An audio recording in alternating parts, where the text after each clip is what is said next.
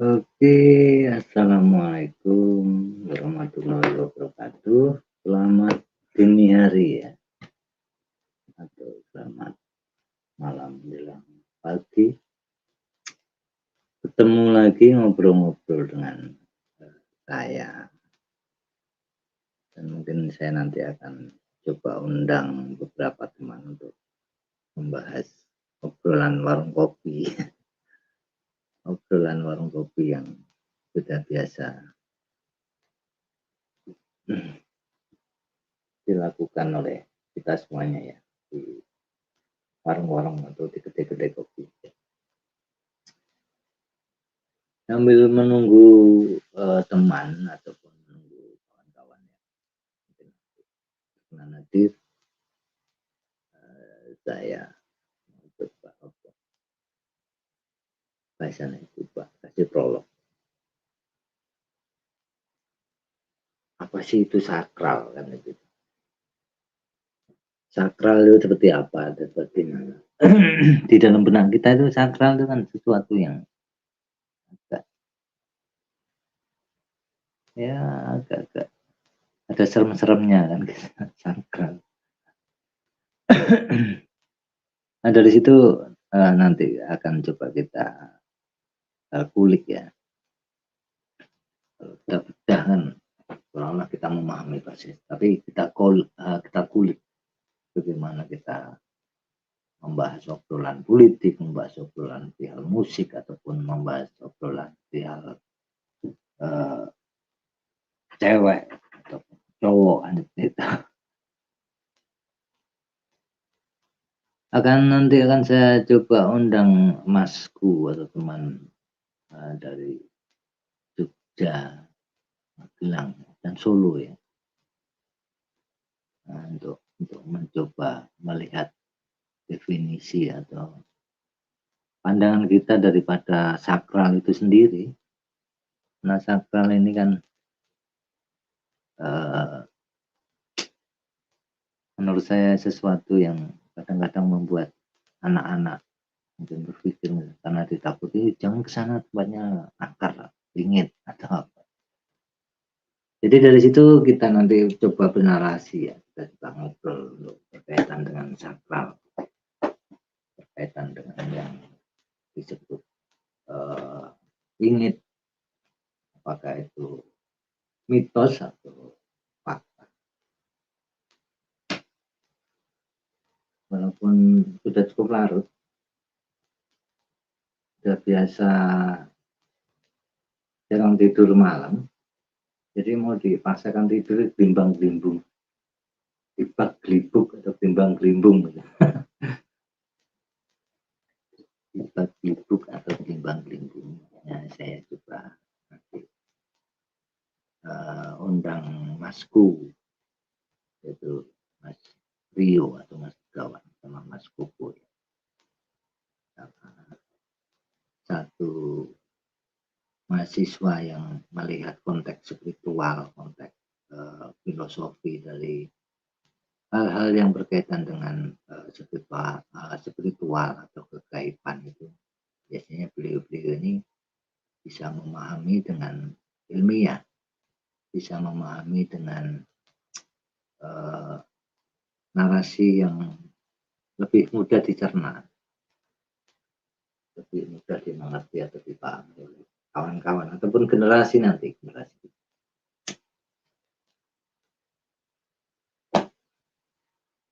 Dan seperti biasanya tanpa bermaksud menggurui ataupun bermaksud menjadi sesuatu yang apa ya bahkan itu termasuk untuk mendogma, menggurui atau merasa pintar terus kami mencoba menyampaikan sesuatu yang seolah-olah benar padahal belum tentu itu sebuah kebenaran, tapi lebih tepatnya kita hanya bernarasi atau ngobrol-ngobrol saja. Aduh, Mas mana? Sebentar, Mas. Coba diulangi Mas ya.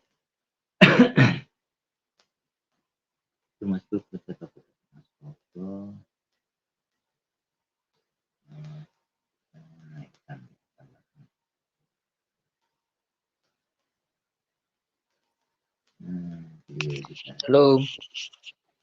Oke, waalaikumsalam, Mas. Assalamualaikum. Sugeng dini hari, Mas. Dini hari. Iya. Mudah-mudahan tidak mengganggu, Mas. Bawa Kok gelap santai. di, gelap di luar Iya. atau di rumah? Di kamar ini. Sambil menunggu Masku Begawan tadi. Mas Begawan biar ikut ngobrol-ngobrol. Seperti prolog yang saya sampaikan di awal saya membuka lab tadi. Saya melihat apa namanya sakral itu kan seolah-olah sesuatu yang dulu kalau kita anak kecil tuh kayak gone wingit ini serem, gone yang menakutkan karena dihuni oleh apa dihuni oleh sesuatu hal yang seolah-olah menakutkan di benak kita. Nah, di situ nanti akan saya coba bertanya sama Masku apa menyiasati biar kita tidak terdogma dengan hal-hal yang seperti apa yang disampaikan oleh orang tua kita dulu.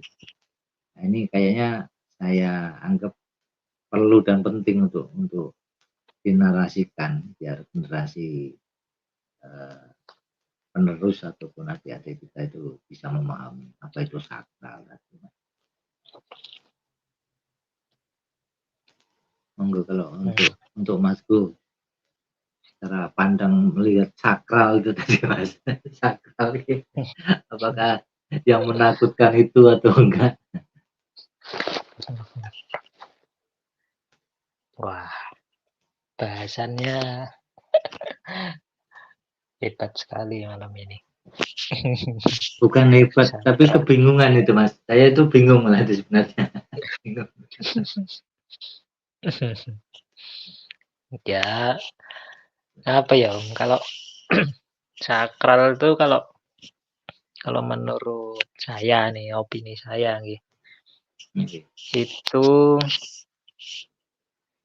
sakral itu kan ngarahnya itu kan kalau dari arti katanya itu kan sesuatu apa ya? Sesuatu yang dihormati atau yang di apa ya?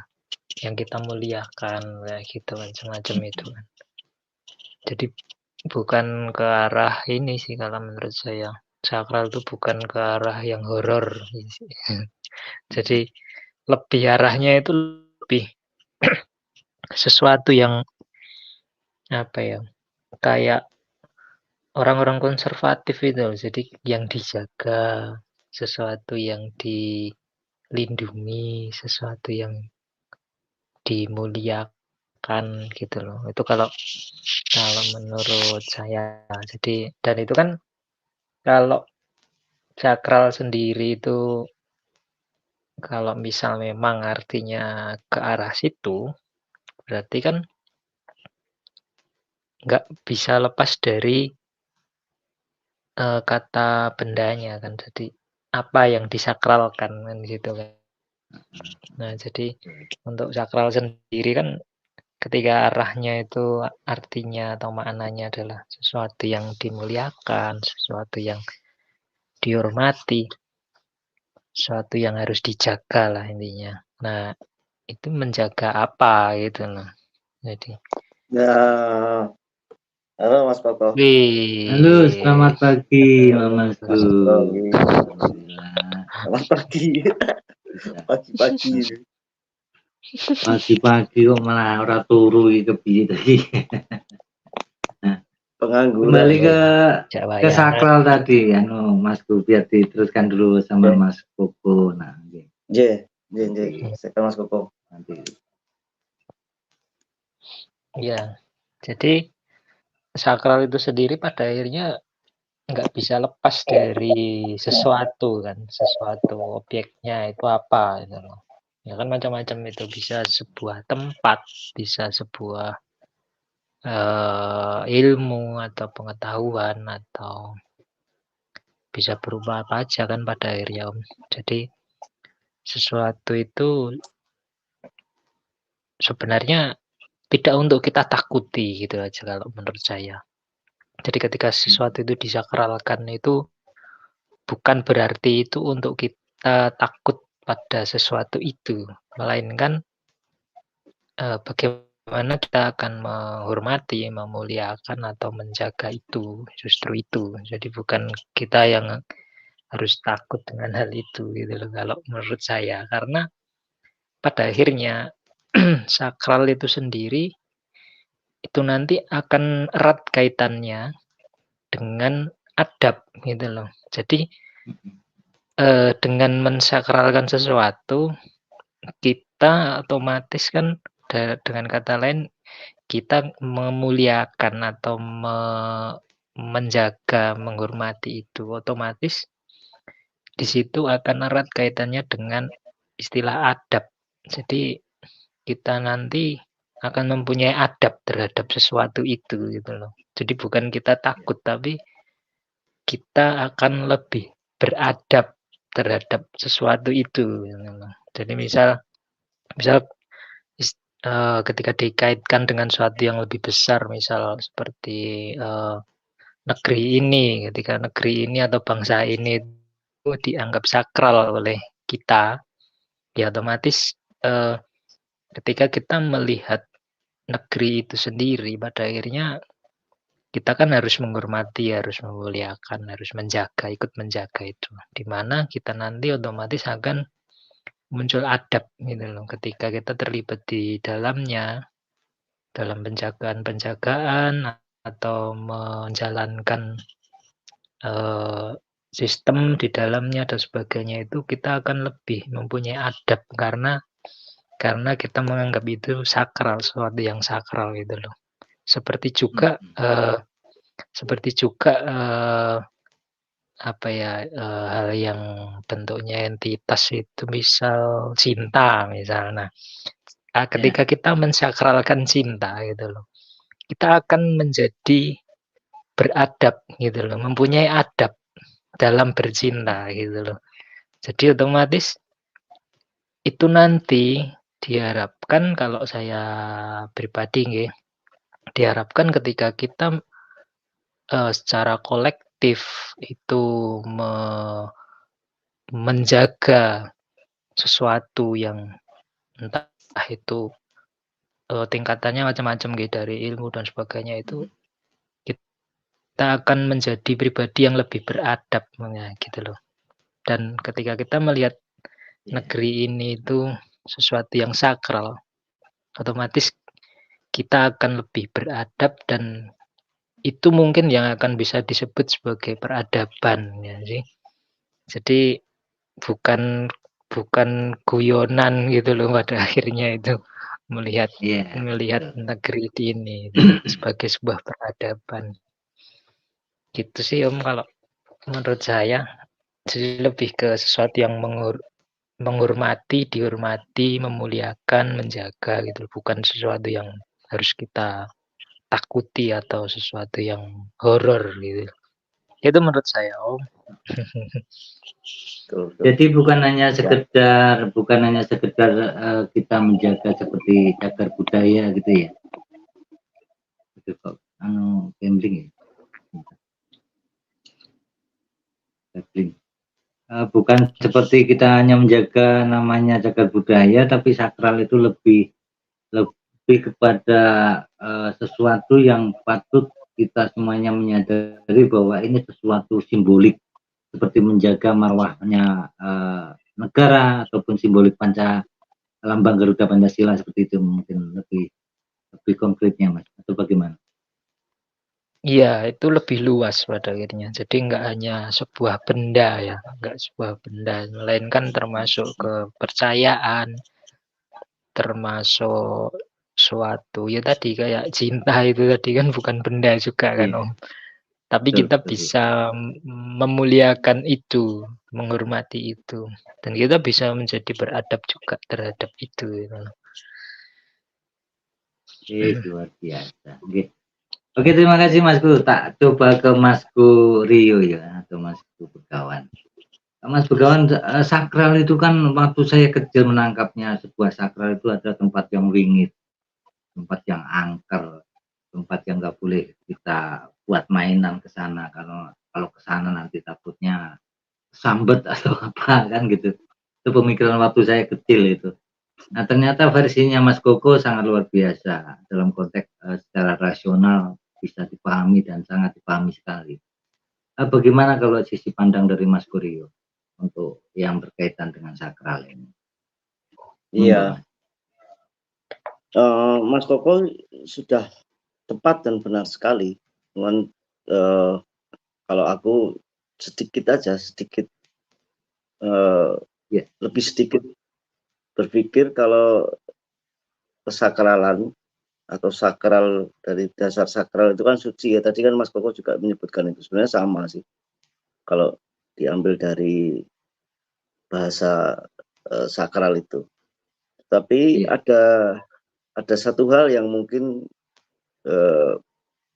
terlewatkan tadi, ketika sakral itu adalah sesuatu hal yang nggak tersentuh oleh pikiran atau logika. Jadi kesakralan itu suatu hal yang tidak tersentuh, mungkin tersentuh oleh pikiran atau akal nalar kita. Kalau dulu contohnya mbah-mbah kita itu mengasih tanda di sebuah pohon besar itu dengan dikasih sarung hitam putih itu, nah, begitu.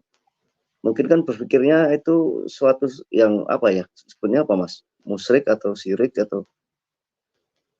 Nah, tapi kalau yang perihal apa budaya, saya rasa itu aman Mas, tidak ada kaitannya dengan sesuatu yang melenceng. Yang melenceng kan karena dilihat dari segi agama tertentu kan.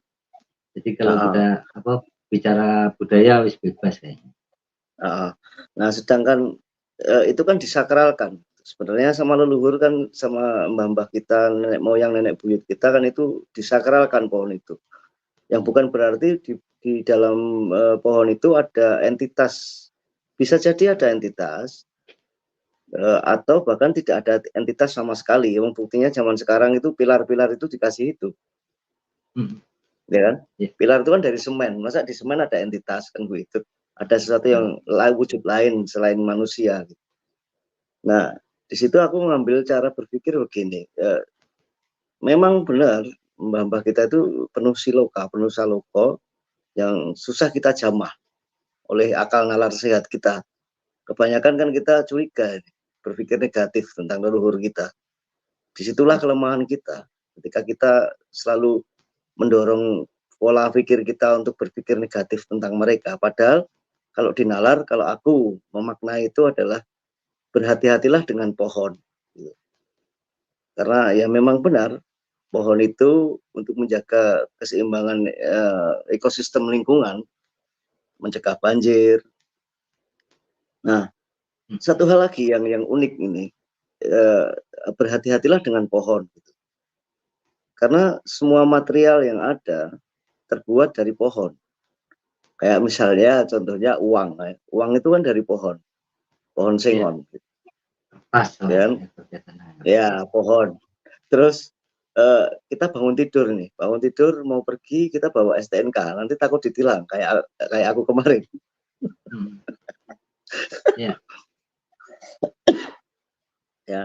Ya itu dari kertas. Terus sertifikat apapun, kita lulus sekolah, kita dalam pendidikan mendapatkan itu, ujung-ujungnya itu yang dicari. Untuk mencari pekerjaan kan butuh legitimasi kan, butuh pengakuan secara nyata. Itu juga dari kertas. Jadi hidup kita mengejar kertas. Sebenarnya itu yang mungkin mbah leluhur kita, salokonya kenapa dia ngasih sebuah tanda disarungi, artinya hitam dan putih gitu. Hati-hati dengan pohon ini, bisa hitam dan putih gitu. Bisa menjadi sebuah kebaikan dan bisa menjadi sebuah keburukan. Jadi ada pesan moral yang ingin disampaikan dari pelambang hitam dan putih itu tadi, bukan hanya sesederhana bahwa di pohon ini adalah ada sesuatu yang memang harus dipelajari, ada sesuatu yang memang harus nanti dikembangbiakkan dan lain-lain, tapi memang secara kegunaan, secara multifungsi, multigunanya memang ingin disampaikan vulgar seperti yang disampaikan Mas Kuryo gitu ya. kalau Iya. analisis Mas Tio keren. Iya, karena aku gini Mas Putra, karena aku berpikirnya mbah kita ini kan yang nenek moyang leluhur ini kan luar biasa. Cara berpikirnya kita jauh sama mereka. Mereka lebih bijaksana, arif dalam memaknai suatu kehidupan. Karena memang melalui proses yang spiritual lagi. Kalau kita balik ke spiritual, memang luar biasa spiritualnya. Laku gitu. Laku itu artinya kan kita berproses. Jadi nggak hanya bicara gitu, nggak hanya cuma teori, tapi dari laku itu lalu dibukukan, lalu diteorikan. Kalau sekarang kan zamannya kebalik, teori dulu baru laku. Nah, yang tadi aku bilang sakral itu, yang tadi aku bilang sakral itu adalah tidak bisa tersentuh oleh pikiran akal logik pikiran kita. Ya memang sebenarnya sampai saat ini kita memaknainya nggak ini kan, nggak sama seperti yang leluhur inginkan kan gitu. Nggak sama seperti nenek moyang kita memaknainya itu sebuah hal yang negatif gitu. hal negatif. Oh, ini ada penunggunya ini, jin ini, setan ini kan, seperti itu, padahal maksud mereka nggak seperti itu. Bisa membias kemana-mana kalau dalam konteks sakralnya aja ya Mas ya. Tapi kalau saya tangkap dari Mas Gu yang disampaikan hari ini, apalagi Mas Koko, sangat luar biasa. Nah, nilai kesakralan itu sendiri, Mas Gu, nilai kesakralan itu sendiri bisa kita letakkan di mana sih? Apakah harus kita junjung tinggi seperti apa? Kalau analoginya itu mungkin orang tua kita, orang tua ibu kita lah. Ini bisa kita anggap sakral juga dong artinya. Karena beliau yang melahirkan kita, yang membesarkan kita, yang secara langsung, secara emosional, secara dalam konteks yang semuanya itu kadang-kadang kita terbentuk dari ibu kita. Apakah ini bisa kita sakralkan juga? Bentuk kasih sayangnya, bentuk pertanggungjawaban membesarkan kita itu apakah bisa kita sebut sakral juga? Monggo dari Mas Begawan dulu, biar berlanjut dulu. Nanti saya Mas. Bisa gitu, karena sebenarnya kan kasih sayang, kasih ibu kepada kita gitu, kasih kemanusiaan seorang manusia yang menghidupi manusia itu kan luar biasa, Mas Putra. Artinya di dalam akal nalar kita itu nggak akan sampai kita untuk berpikir tentang kasih gitu, karena memang kasih itu kan luar biasa. Dan tentang kesucian juga iya, sama. Karena itu adalah sebuah kesucian. Sakral artinya suci, kesucian. Kalau kita generalkan ya, disakralkan. Beda dengan mistis kan. Mistis itu kan sebuah kesucian dalam apa ya, mistis itu? Dalam sebuah agama, dalam sebuah kepercayaan. Kalau sakral ini kan lebih general kayaknya. Menurut kedangkalan spiritualku gitu loh. Maksudnya aku berpikirnya gitu, kalau sakral ini lebih general, apapun itu bisa disakralkan. Seperti yang mungkin kira-kira sakral nggak sih seorang wanita itu Mas Putra, Mas Koko? Nah, wanita itu cantik yang itu sakral nggak? Yang mau saya tanyakan barusan itu, Mas. Karena ketika kita melihat ya sesuatu yang berkaitan dengan pernikahan, itu kan biasanya disebut dengan sebutan sakral. Ini hanya satu kali dalam seumur hidup loh, sesuatu pernikahan itu dan dianggap sakral. Nah kalau Mas Bu bertanya itu, saya karena di sini menjadi moderator, saya nggak bisa menjawab, Mas. jadi nanti mungkin Mas Kukuku yang mewakili. Kayaknya bahasanya sudah memancing kan. Jadi saya bertindak sebagai moderator aja. Jadi biar Mas Kukuku yang menjawab. Monggo Mas Kuku.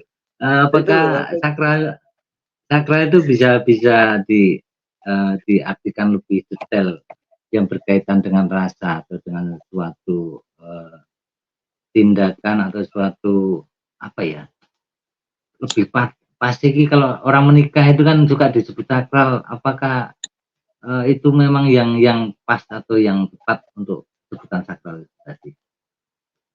Jadi gitu Mas Koko, wanita cantik itu sakral nggak toh? Gitu loh. Kok nggak sampai dipuja-puja, sampai perlu dilindungi, perlu dijaga itu Nah, sakral nggak sebenarnya? coba itu. Wah, ini jadi menjurus ini. Sampai batas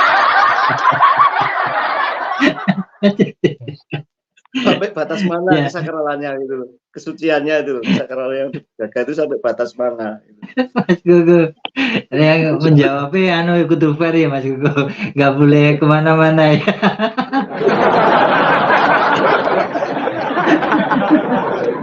Mumpung nggak ada yang melihat Mas Gugu. Dijawabnya yang pas gitu pokoknya. Jadi nanti kalau ada yang menyimak di belakang hari biar lebih dipahami. Monggo Mas Gugu. Waduh, aduh, berat-berat. Enggak berat sebenarnya Mas. Karena sedikit menyenggol kerana wanita kan.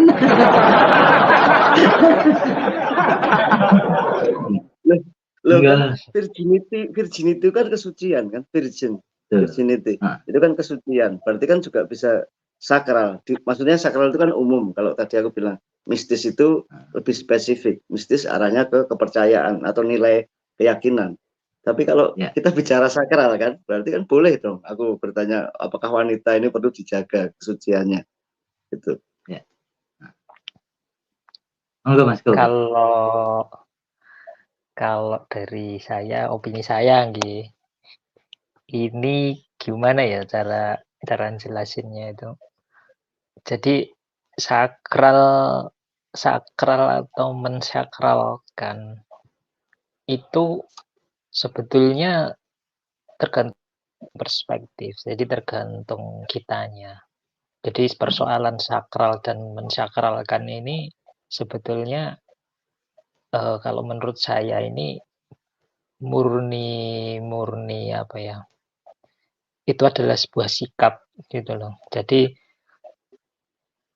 mungkin sakral itu sendiri sebetulnya bukan sesuatu yang wajib nih, tapi itu semacam sikap. Jadi sikap kita terhadap sesuatu di luar diri kita atau mungkin diri kita sendiri bahkan. Kalau saya sendiri ketika ngomongin soal sakral, seluruh ciptaan Tuhan itu sakral bagi saya karena saya nggak bisa menciptakan itu gitu loh. Betul. Karena saya Wah, nggak bisa ya, membuat itu. ini Masuk. sebentar saya potong, ini lebih dalam ini Mas. Nanti arahnya akan lebih mantap ini. Monggo lanjut. Nah, betul itu. Bahkan ketika tadi ngomongin sandal jepit yang ada di masjid itu boleh kita menganggap itu tidak sakral gitu loh. Tapi kalau saya karena itu sesuatu di luar diri saya, walaupun itu bikinan pabrik, tapi pada hakikatnya hal-hal yang membentuk sandal itu sendiri itu kan ciptaan Tuhan kan gitu loh. Jadi bagaimanapun sebuah kesakralan atau ketika kita mensakralkan sesuatu, itu arahnya itu ke sejauh mana sih diri saya ini mempunyai adab gitu loh. Jadi ketika kita mensakralkan sesuatu, berarti kan kita memuliakan sesuatu itu. Kita itu melindungi, kita itu menghormati hal itu. Jadi itu akan menunjukkan seberapa tinggi peradaban saya gitu loh. Berapa tinggi, berapa besar saya mempunyai adab gitu loh. Jadi kalau menurut saya adab itu apa ya? Keputusan atau sikap dari individu. Bisa jadi sandal jepit itu saya sakralkan, tapi bagi orang lain itu tidak disakralkan. Nah, nanti perhitungannya ya nanti gitu loh. Perhitungannya siapa yang menghitung ya nggak tahu gitu loh. Karena tradisi kami juga akan memiliki apa ya hukum sebab akibat, karma dan sebagainya. Nah, itu juga akan turut andil di situ. Jadi ketika ngomongin perempuan itu sakral apa enggak, ya selama itu sesuatu di luar diri saya masih percaya bahwa itu sesuatu yang diciptakan oleh Tuhan, ya saya akan bersikap menghormati dia. Iya, Jadi ya otomatis dalam menyakralkan. kata lain aku menyakralkan itu gitu loh. Itu Iya, sih betul. kalau menurut saya. Itu sudah puas belum itu Masku itu?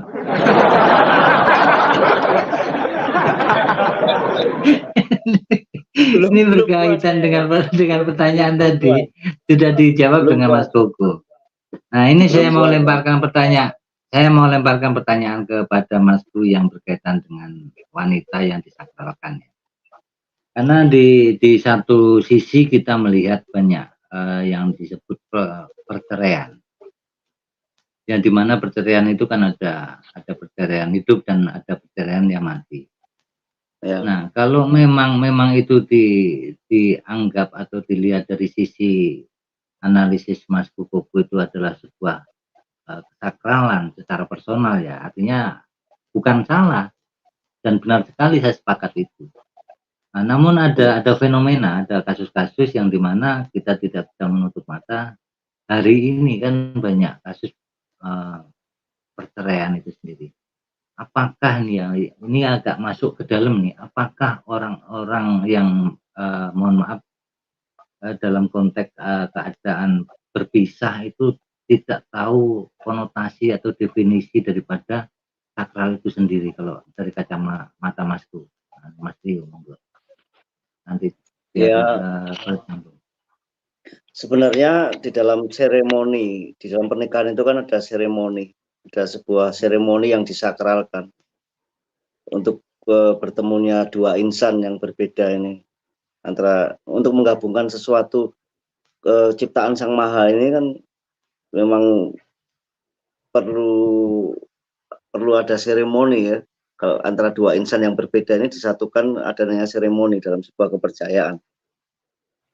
Karena di dunia ini dualisme kan, serba dua. Untuk menggabungkan dua ini kan nggak mudah. Ada suatu ritual, ada suatu seremoni.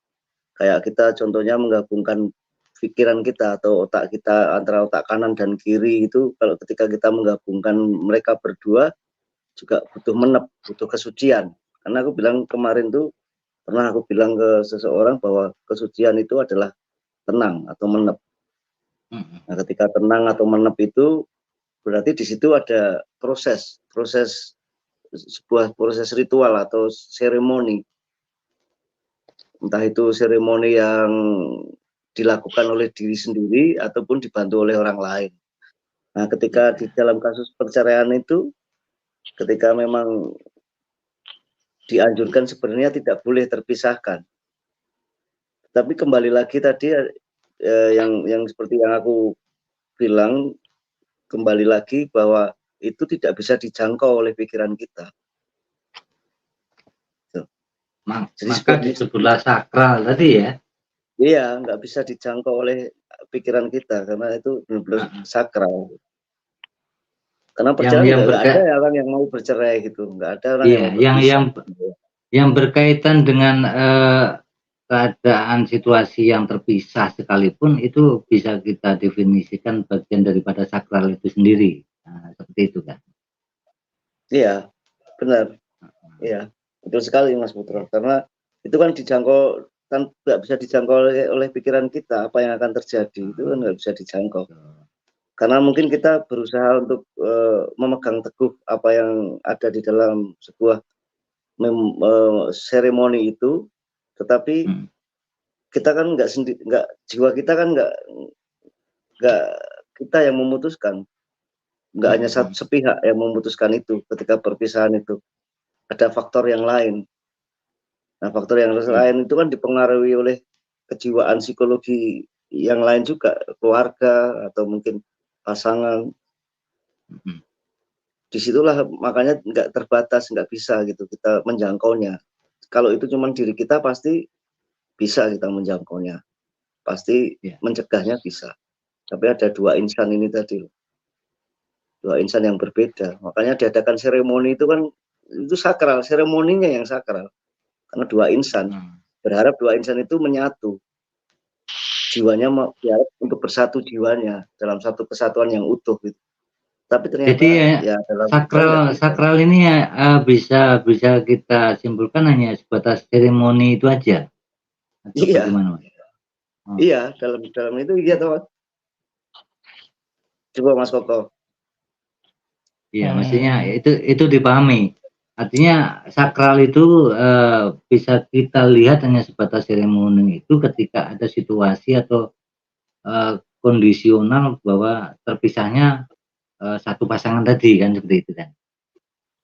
Jadi konteksnya sakral itu akan patah ketika sesuatu yang tadi Mas Gu bilang dua menjadi satu itu terpisahkan.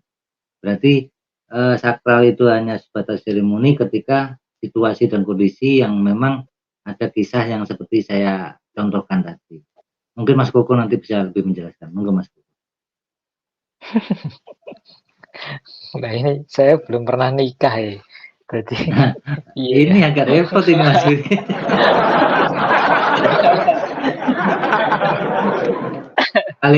paling tidak analisisnya Mas. Pacaran pernah loh. Pacaran pernah gimana? Komitmen pacaran gitu loh. Misalnya di dalam komitmen pacaran kan juga ada seremoni itu. Istilahnya ngombe es teh bareng. Kita jadiannya ngombe es teh bareng 1 gelas atau mungkin yang lebih ekstrim lagi dengan blok. Kayaknya mau bongkar dapur ini. Bongkarin dapurnya uang ini. Jadi kalau kiranya nggak perlu dijawab, nggak usah dijawab Mas Koko. Nggak usah khawatir dengan pertanyaan yang memancing Mas ya. Enggak Mas Koko. Gini aja. Saya nyoba jawabnya tak dari ini ya, dari serpihan-serpihan kawruh dari simbah itu. Kan ada istilah Asmorondono kan kalau di tradisi Jawa. Nah, saya mau mencoba menjawab ini lewat perspektif itu. Jadi kalau menurut saya sih gini. Pernikahan itu pertama kita lihat dulu strukturnya. Jadi sebuah pernikahan. Mas Koko, sebentar. Aku tuh kan belum begitu jelas. Asmorondono itu sebuah kitab atau buku dari leluhur kita itu loh. Asmorondono itu apa? Gimana? Serpian dari kata kitab atau ini mau coba tanyakan. Ya itu ada kitab Asmorondono itu ada kitab Asmorondono itu memang ada. Itu isinya itu kalau tidak salah itu mengisahkan soal dua dewa cinta itu loh yang Kamajaya Kamarati. Nah, di mana itu nanti di mana itu nanti juga ada layernya kisahnya Panji, Asmoro Bangun sama Chandra Kirana itu. Di situ juga ada layernya raja mana ya? Raja Kediri atau raja mana? Jawa Timuran lah pokoknya itu. Dengan permausurinya juga itu loh. Ada layernya itu dan itu disusun sama seorang pujangga di zamannya itu loh. Nah, akhirnya juga Asmorondono kan juga terdapat pada guru lagu atau apa ya yang di tembang-tembang Jawa itu loh, kan ada Sinom, ada Gambuh, dan Tanggulo, Asmorondono. Nah, biasanya Asmorondono atau pola Asmorondono ini biasanya untuk menuliskan atau menyanyikan syair-syair yang arahnya itu ke sebuah hubungan cinta, hubungan kanoman, cah nom-nom kayak gitu loh. Itu kan selain ada sinom juga biasanya masuk ke Asmorondono. Jadi ketika ngomongin Asmorondono itu nggak merujuk ke hanya sebuah kitab, tapi itu kayak merujuk ke sebuah folder besar, di mana folder itu seringkali eee, simbah-simbah dulu itu di dalam folder itu isinya sebuah, hal-hal yang berbau, relationship atau hubungan antar jiwa, hubungan antar manusia. Biasanya laki-laki perempuan, tapi lebih jauh dari itu ya hubungan, satu orang ke orang yang lain. Jadi Sama Kama hubungan Sutra itu antar beda ya? jiwa. Kalau Kama Sutra beda ya, Mas? Beda beda. Kalau sama Wah, Kama Sutra beda. aku Sama kok Serat suka Centini Kama itu Sutra juga itu. beda. Jadi kalau tadi menyambungkan tadi ke soal pernikahan, Ya, ya saya belum pernah secara khusus meneliti soal itu nggih. Tapi ya. sesingkat ini tadi, kok saya melihat pernikahan itu paling tidak itu ada 3 unsur yang melekat di dalam situ. Jadi yang pertama itu ritualnya itu sendiri seperti yang bicarakan sama yang disampaikan Mas Rio. Lalu di dalamnya itu harusnya dalam sebuah pernikahan itu ada satu struktur lagi yang itu namanya itu hubungan atau relation. Jadi hubungannya, jadi bukan bukan ke ritualnya tapi hubungan. Jadi hubungan itu bisa antara kedua Komitmennya ya. mempelai. Nah komitmen itu nanti yang ketiga Mas, atau janji itu. Hmm. Jadi janji itu Iya, iya. sesuatu menurut saya itu struktur lagi. Jadi ada ritual, ada hubungan. Jadi hubungan itu selain 2 individu itu termasuk hubungan 2 keluarga. Jadi pernikahan itu kan nggak cuma 2 orang kan sebetulnya, tapi 2 keluarga juga atau 2 wilayah atau 2 kerajaan bisa jadi, 2 bangsa menyatukan hubungan. Nah, jadi di dalam situ ada sesuatu yang apa ya, sebuah struktur tersendiri gitu loh, selain ritual. Di situ juga ada komitmen atau janji. Jadi janji ini sesuatu yang atau dalam kata lain apa ya, sebuah kesepakatan ya kan. Jadi ketika kita melihat sebuah pernikahan itu atau mensakralkan sebuah pernikahan, itu apa dulu ini yang disakralkan gitu loh. Apakah itu ritualnya, apakah itu hubungannya itu yang disucikan, atau kesepakatannya itu yang disucikan. Tapi kalau menurut saya pribadi akan lebih baik ketika kesucian sebuah pernikahan itu adalah kesucian dari hubungan itu sendiri. Jadi hubungan baik antar 2 orang, hubungan baik antar 2 keluarga, hubungan baik termasuk itu nanti kepada keturunan mereka. Jadi hubungan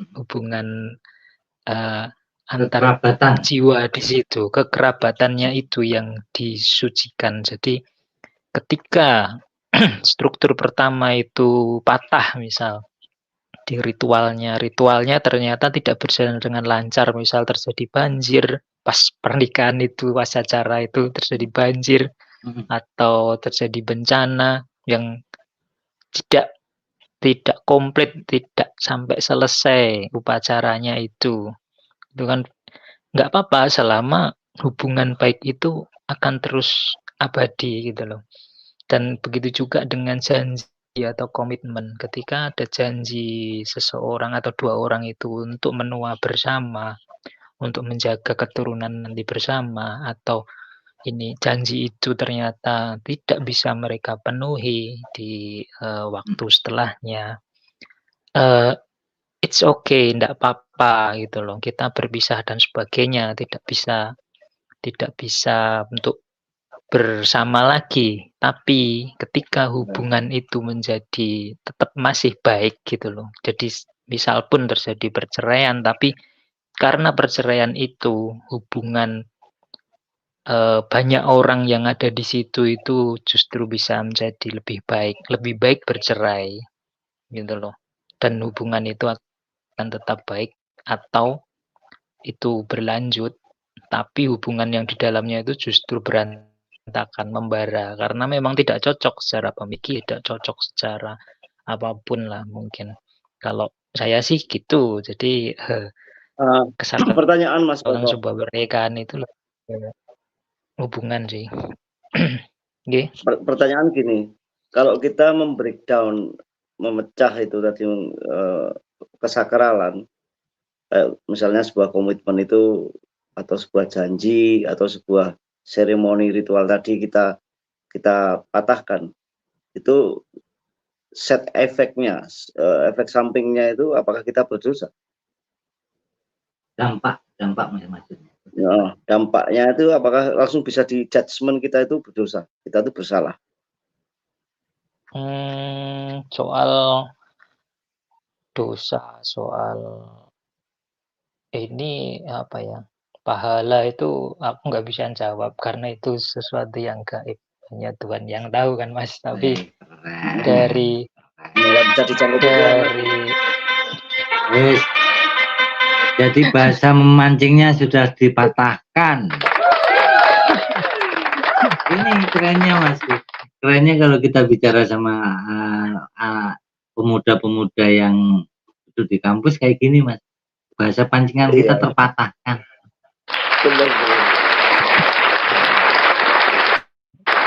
Saya coba sedikit mengerucutkan ya. Ternyata kesakralan itu tidak terbantahkan walaupun dalam keadaan atau situasi yang terpisah.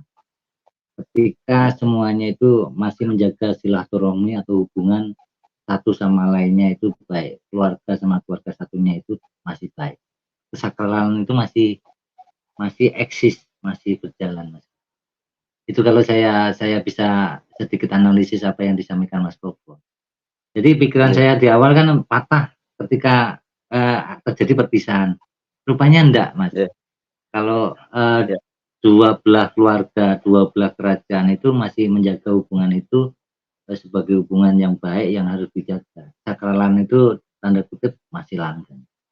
Begitu kalau saya tidak salah menganalisanya. Nah ini agak menjurus ke dalam lagi Mas pertanyaannya. Sakralan yang berkaitan dengan spiritual. Nah, sakral yang berkaitan dengan spiritual berarti dengan ibadah, mungkin dengan kitab suci. Ini kan konteksnya mungkin agak berbeda ya. Sakral dengan ini apa yang berarti kita... mistis, bukan sakral lagi Pak, ya kan? Mistis sudah. Iya. Kalau agama kepercayaan. Enggak ada dalam konteks yang kitab itu kan masih kita maksudnya kita definisikan sebagai sesuatu yang sakral ya. Karena kita harus menaruh di tempat yang di atas, jangan sampai terlangkai. Ini kan kalau saya tidak salah menafsirkan, ini kan sesuatu yang sakral juga. Sebagaimana misalnya ada kitab-kitab yang lain kan, artinya ada konteksnya spiritual sama kesakralan yang saya analogikan sebagai kitabnya tadi. Nah, kalau menurut Masku Rio Mas, kesakralan yang kita bahas di awal yang kaitannya dengan konteks sosial kan itu tadi ya, konteks secara umum, konteks seorang bidadari tadi yang cewek cantik ya. Ini agak-agak menjurus yang ke dalam. Ini apa yang beda Mas? Apa yang membedakan menurut Mas Rio? Sebelum Mas Koko. Sebenarnya sama ya. Kalau aku melihat itu sama. Kalau aku lihat ya dari perspektif itu sama. Nggak ada bedanya sebenarnya. Seperti yang Mas Koko sampaikan tadi, kalau semua yang tidak bisa kita buat itu adalah perlu dilindungi, perlu dijaga. Karena itu bikinan Sang Maha Sakral. Nah, di situ sebuah buku atau kitab itu memang itu ada yang bilang itu dari Sang Maha kan, aslinya dari sana. Nah, seperti ini, seperti majalah atau koran lah. Majalah atau koran itu kan juga ada ide di situ, ada gagasan, ada ide, ada pemahaman yang memang sebenarnya pemahaman itu dan ide itu luar biasa. Misalnya gitu, ide-ide siapapun itu, gagasan siapapun yang memang sebenarnya nggak sampai di dalam pemikiran kita itu nggak sampai. Idenya kok luar biasa ya ini. Otak kita nggak sampai ke sana. Nah itu karena kita mengugemi atau percaya sekali dengan itu yang baik, gagasan yang baik, maka kita sakralkan. Karena aku nggak bisa Kita bikinnya. simpan, kita Kita simpan. simpan, lantas kita baca kembali, ya, ketangkep poinnya. Betul. Ya, lalu kita sakralkan gitu. Bahkan untuk melewati saja, untuk melangkahi aja kita sungkan, gitu. Sungkan karena menghargai itu sekali, menjaga sekali. Gitu. Nah, sebenarnya kesakralan itu kita yang bikin kan, sebenarnya. Kalau kita ambil poinnya itu kan kita yang bikin kesakralan itu, karena berkaitan dengan kejiwaan, spiritual itu tadi, spirit, nafas, kejiwaan. Bahkan buku-buku yang diciptakan oleh kaum cendekiawan itu bisa juga kita sakralkan sebenarnya, karena memang iya ya, aku rasa sampai misalnya ada rumus-rumus di situ gitu, wah sampai jangan sampai hilang gitu, jangan sampai hilang ini, disimpan baik-baik gitu. Bahkan orang mau megang aja nggak boleh aja, jangan. Ada apa toh? Jadi pertanyaan kan itu, kok sampai segitunya? Ya karena kita respect gitu, karena kita menghargai, menjaga nilainya itu, nilai kesakralannya itu. Jadi apakah ada kaitannya erat dengan adab tadi, Mas Rio? Seperti yang disampaikan Mas Koko, bahwa sakral itu adalah bagian dari adab, yang dimana kita harus memiliki perilaku baik atau etika baik kepada apapun yang berkaitan dengan ciptaan, baik itu ciptaan manusia, baik apalagi ciptaan dari Tuhan Yang Maha Esa ya. Apakah kaitannya erat dengan adab tadi, kesakralan itu? Ada kaitannya dengan itu. Ada kaitannya erat sekali dengan cara kita berperilaku, cara kita memperlakukannya. Ya. Keren. Oke Masku, jangan mancing pertanyaan yang agak ke arah yang ke sana ya.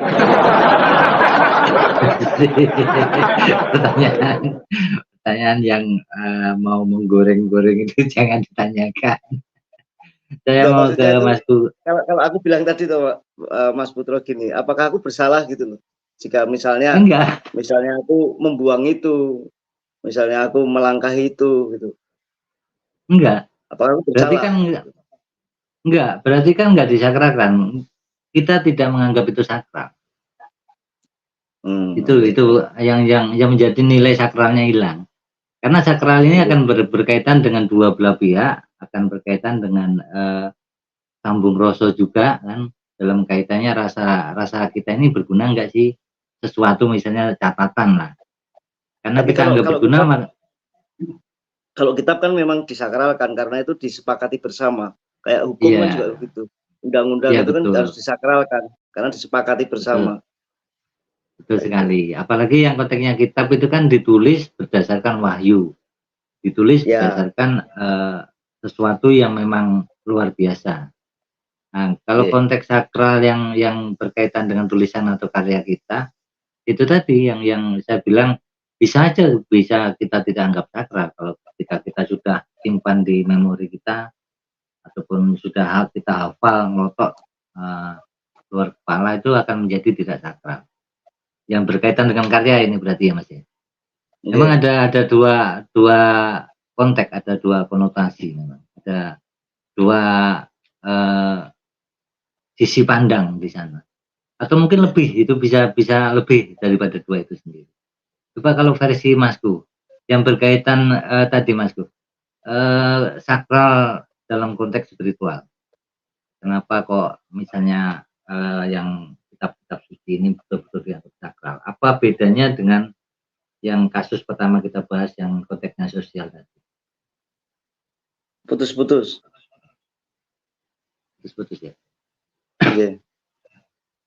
Jadi untuk Mas Koko pertanyaannya tetap sama ya, seperti yang saya tanyakan ke Mas Rio.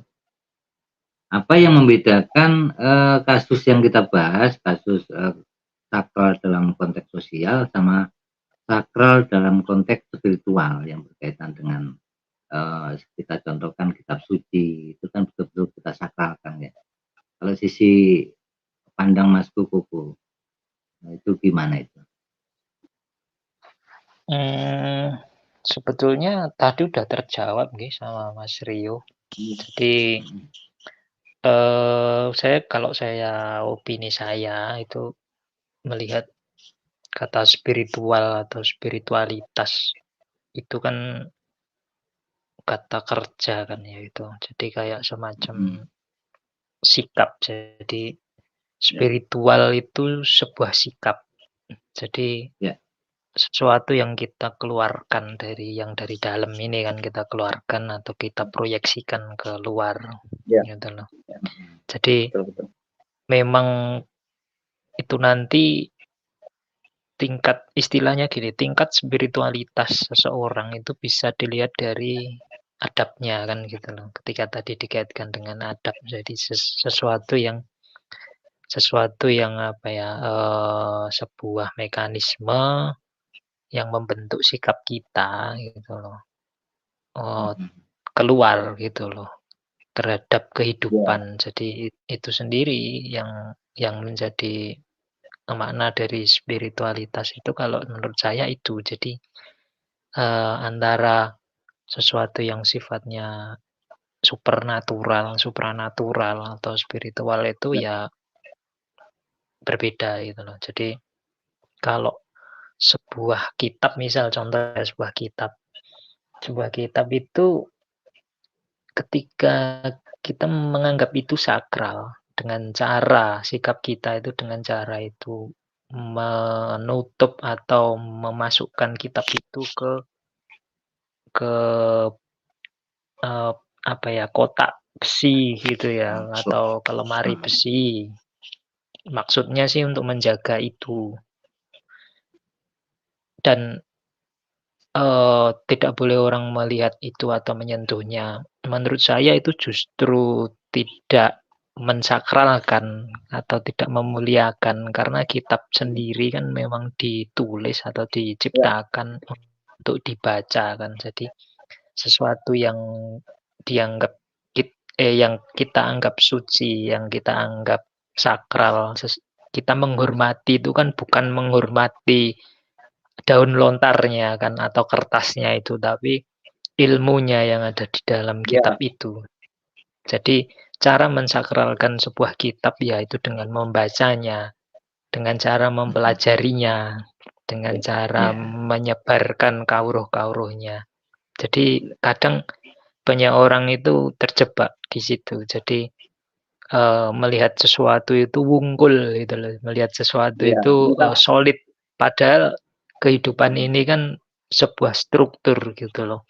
Ada strukturnya gitu loh. Semua benda yang kita anggap solid pun sebetulnya itu ada strukturnya gitu loh. Jadi dengan kita berpikir secara struktural itu tadi, kita melihat sesuatu itu ada part-partnya.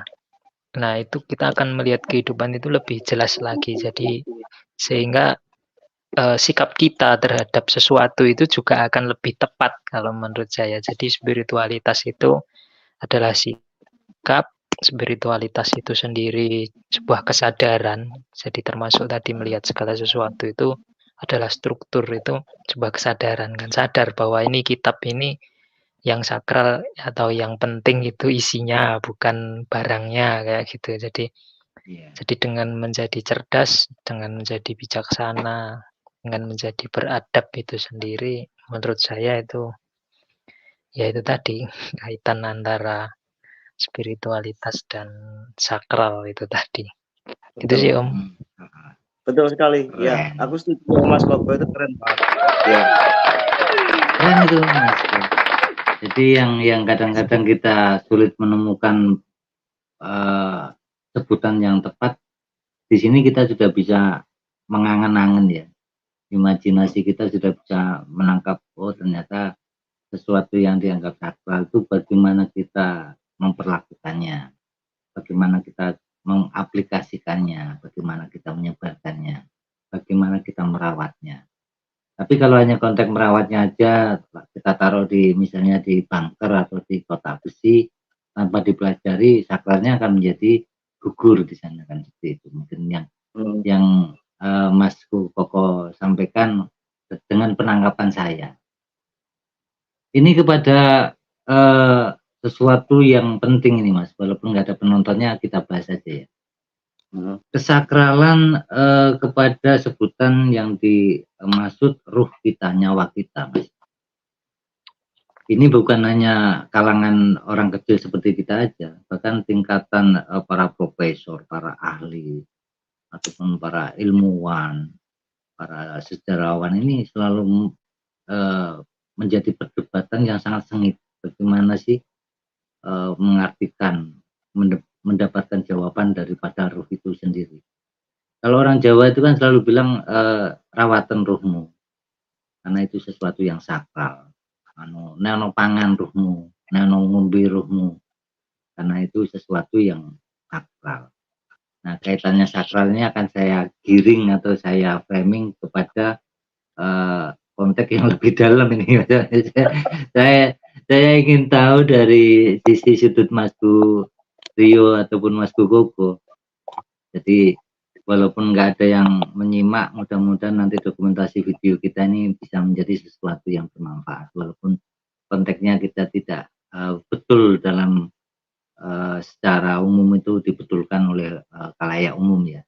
Namun ini hanya obrolan yang dimana kita sebagai sahabat, sebagai teman, kita berdiskusi sehat atau diskusi apa lah, obrolan warung kopi ngono enak ya Mas ya. Iya. Itu Mas. Iya betul. Sakral dalam konteks menjaga ruh, dan ruh itu seperti apa sih? Untuk pandangan Masku Rio dulu atau Masku Koko, monggo. Siapa yang mau dahulu? Gini, pertanyaan dari Mas Putro itu ya susah memang benar ya. Judulnya aja susah, tadi benar itu Mas Koko. Dikasih yang susah-susah ya. Enggak, karena kita juga, ya. Enggak, bukan menjebak ini. Ini bukan menjebak. Ini lebih tepatnya memang masih banyak dibahas. Para profesor, para ahli, para ilmuwan itu banyak membahas hal ini, Mas. Kalau bisa mau menciptakan ruh para ilmuwan itu. Nah, kita orang yang dari bawah, dari akar rumput ya enggak ada salahnya juga berpikir ke sana. Jadi saya langsung masukkan aja tema sakral melihat ruh itu tadi. Monggo. Ya, ruh itu kan kalau orang kebanyakan mereka melihat adalah sebuah cahaya. Jadi kalau kayak di film-film barat itu, kalau ruh itu keluar cahaya gitu. Kalau ketika beliau meninggal atau sudah tamat game over itu cahaya. Tapi kalau di kita kayak tubuh kita itu keluarnya gitu kan. Jadi aku juga memaknainya bingung. Ini yang benar cahaya atau yang kayak tubuh kita gitu kan keluar. Iya. Nah, ketika karena ada dua opsi contoh kan yang di film-film itu ya. Nah, di situ ruh itu kan kayak sebuah baterai berarti. Yang pabriknya itu atau itu kita nggak bisa bikin. Kalau ada pabriknya enak, kayak baterai handphone itu kan dia baterainya itu ruhnya, kekuatannya di situ. Ketika habis ya sudah selesai. Tetapi kita nggak ada pabriknya, gitu. Nah, tadi Mas Putro sempat bilang leluhur meling atau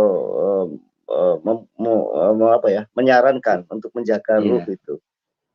Ya. Berpesan kepada kita, anak cucu ya. Nah, ruh itu kan seperti baterai kalau aku dari cara pandangku seperti itu. Nah, untuk menjaga baterai itu tetap langgeng, ya jangan memikirkan banyak pikiran, jangan bikin banyak duit, supaya langgeng, nggak banyak masalah gitu loh. Jadi untuk menjaga itu jangan banyak masalah, jangan melampaui border-border yang sudah ditetapkan oleh sebuah keyakinan. Diawet-awet lah gitu, dibikin awet baterainya, jangan terlalu banyak pikiran, selalu bahagia. Makanya ketika cinta kasih itu diimplementasikan dalam kehidupan kan nanti jadinya bahagia, dan itu akan membuat ruh itu semakin bersinar, semakin membesar. Kalau aku gitu sih pendapatku, caranya untuk merawat ruh. Asupan tadi ya, asupan untuk ngasih makan kepada ruh itu dengan cara berbahagia gitu lebih tepatnya. Iya. berbahagia, cinta kasih, saling berbagi, gitu. Ya, itu salah satu analogi bagaimana kita memberikan makan atau memberikan asupan kepada ruh kita. Oke, keren itu.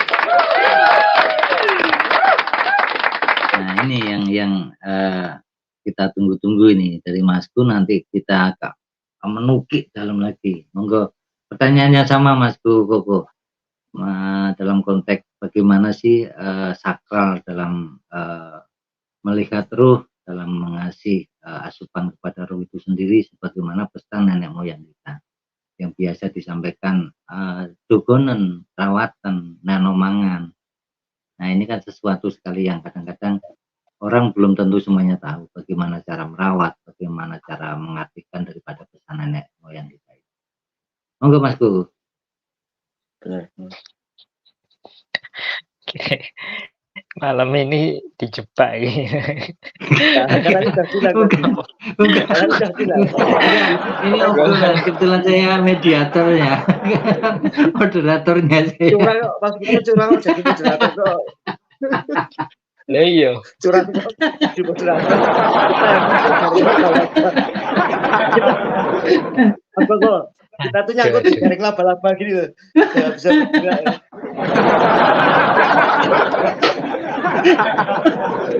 Enggak, bukan seperti itu. Memang harus seperti ini. Tidak seperti itu, tapi harus seperti ini, Mas. Maksudnya. Monggo. Aduh. Aku tadi diginiin. Ayo ngobrol yuk, loh. Ya ayo ngobrol. Nggak boleh dijelaskan yang tadi. Pokoknya yang terjadi konsepnya itu ya harus seperti itu, tapi faktanya harus seperti ini gitu loh. Harus ada yang bertanya, tidak boleh protes. Tidak boleh protes. Monggo Mas Gugu. Aduh, gayeng esok malah ngantuk iki kan. Mas Gugu. Iya. Itu Tengah telu ngobrolnya apa tenan. Enggak, bukan seperti itu. Monggo. Masalah. Lanjut. Kacau. Wis berusaha menjawab ngono wae wis. Iya. Aku tak mencoba untuk dari sisi yang lain. Jadi sisi yang lain itu sebetulnya kan sudah banyak ya serat-serat dari para pujangga dulu, dari simbah-simbah dulu itu yang ngomongin soal manusia. Jadi nggak ngomongin ruh ya, tapi ngomongin manusia. Gimana manusia itu tadi ternyata juga dilihat oleh para leluhur itu berstruktur gitu loh. Jadi balik lagi ke situ. Jadi bahwa tubuh manusia ini nggak cuma satu bagian gitu loh, tapi ada beberapa bagian. Nah, salah satunya kan ruh itu tadi kan. Nah, yang mungkin yang paling saya ingat atau yang mungkin paling bisa terlihat untuk ngobrolin soal itu saya merujuk ke seratnya Dewa Ruci, seratnya yang Yosodipuro. Di situ sebetulnya saya agak lupa, tapi di situ ada istilah permono, jadi atau boneka gading yang disimbolkan boneka gading. Jadi di situ ciri-cirinya itu kan salah satu struktur dari manusia. Jadi gini, sebelum ke permono tadi, di serat itu para leluhur melihat manusia itu struktur yang paling luar itu adalah body kita, jadi tubuh kita ini, wadak ya, raga. Terus di dalamnya situ ada entah itu jiwa atau apa yang itu nanti akan erat juga kaitannya dengan pikiran kita. Jadi itu yang kedua, yang ketiga itu ada yang istilahnya itu permono atau digambarkan sebagai boneka gading. Itu kalau lapar dikatakan, kalau nggak salah ya, itu dikatakan kalau kita lapar, Permono itu nggak lapar, nggak ikut lapar. Kalau Iya. kita sakit atau badan kita sakit, ya itu juga nggak merasakan sakit. Tapi ketika hal itu keluar dari tubuh kita atau hilang, kita itu tidak punya daya upaya sama sekali gitu loh. Nah, apakah itu yang disebut ruh itu tadi? Jadi kalau memang memang itu yang dimaksud, maka serat ini tadi sebetulnya mengajak kita sebagai anak turunnya itu untuk menyadari keberadaan struktur-struktur itu. Sehingga apa sih yang menjadi tujuan utama oleh leluhur itu? Itu ada yang istilahnya itu kalau di serat itu juga itu disebutnya ilmu kematian. Jadi ilmu kematian itu istilahnya apa ya? Beberapa orang mengatakan itu mati sajroning urip atau sebetulnya lebih jelas lagi itu kalau dimaknai sebagai ketika tubuh dan struktur-struktur yang ada di dalamnya yang lebih halus itu termasuk ada rasa kan di situ itu bisa nyawiji, istilahnya nyawiji. Jadi antara tubuh, pikiran, terus ruh itu tadi atau yang menjadi kompornya atau menjadi sumber energinya itu bisa kompak istilahnya. Jadi kompak lahir batin gitu loh istilahnya. Jadi kan nggak cuma Manunggal. lahir dengan jiwa kan ya. Jadi itulah kesejatian yang diharapkan oleh para leluhur. Katanya sudah bisa kalau orang yang sudah nyawiji antara tubuhnya, pikirannya, energinya, dan rasanya itu dia bisa lebih hebat dari para dewa. Katanya seperti itu kalau di kitab itu nggih. Jadi ketika kita ngomongin soal mensakralkan ruh itu tadi, berarti kan kita bagaimana memuliakan, menghormati, menjaga Ya. struktur salah satu dari struktur itu kan. Nah, bahkan kalau di kitab itu sendiri bagaimana kita mensakralkan semua struktur, nggak cuma ruh itu sendiri pada akhirnya. Iya. Jadi ya dengan cara itu tadi merawat tubuh kita, merawat pikiran kita, merawat jiwa kita melalui Asmorondono tadi, dan menajamkan rasa ini tadi. Karena yang untuk komunikasi dengan Sang Pencipta itu rasa itu yang paling halus di dalam di dalam diri manusia itu kan. Selain ruh itu tadi. Ya cuma ruh itu apa sendiri saya nggak punya cukup data, tapi kalau melihat dari karakter atau cirinya kok hampir mirip dengan istilah Permono tadi yang ada di Serat Dewaruci. Mungkin seperti itu sih. Benar. Iya betul. Itu sepakat sekali saya bahwa ruh atau nyawa itu seperti apa yang diceritakan Mas Kukoko dalam konteks namanya Permono tadi. Ini luar biasa ini Mas. Iya. Ya tambahan sedikit Mas Putro, karena memang yang dikatakan Mas Koko sesuai dengan Serat Dewaruci itu memang benar. Kalau aku memahami laku ya, ketika laku, ketika berproses, emang sebenarnya roh itu kan tadi yang nggak punya rasa sakit tadi. Iya betul. Kan nggak ada rasa sakit. Nah, antara pikiran, dia tempatnya di pikiran. Jadi pikiran, apakah kita itu berpikir dulu atau rasa dulu? Yang benar kan, kalau menurut aku loh dari cara pandang itu rasa dulu. Gitu. Ketika kita melihat sesuatu dan kita rasa, lalu kita senterkan, kita kirimkan ke dalam roh itu tadi, logika, pikiran itu. Nah, ketika logika sama jiwa itu manunggal, ya yang Mas Koko katakan tadi bisa seperti dewa, artinya gitu. Jadi si Permono ini kita sebut Permono aja, Ruh tadi ya. Ya. Memang konteksnya Ya. kan kita bicara budaya ya. Si Permono itu Mungkin betul Om, yang mungkin Om. enggak, ini enggak usah kita mungkin kita boleh kasih nama apa aja tuh Mas. Kan konteksnya budaya tuh Boleh, kita. boleh. Gitu, mau kita ganti jagung cilik, nah ya kan sebenarnya nggak apa-apa tuh. Ya luar biasa. Jadi saya mencoba menyimpulkan ya klimaks daripada yang disampaikan Mas Koko dengan Mas Puri.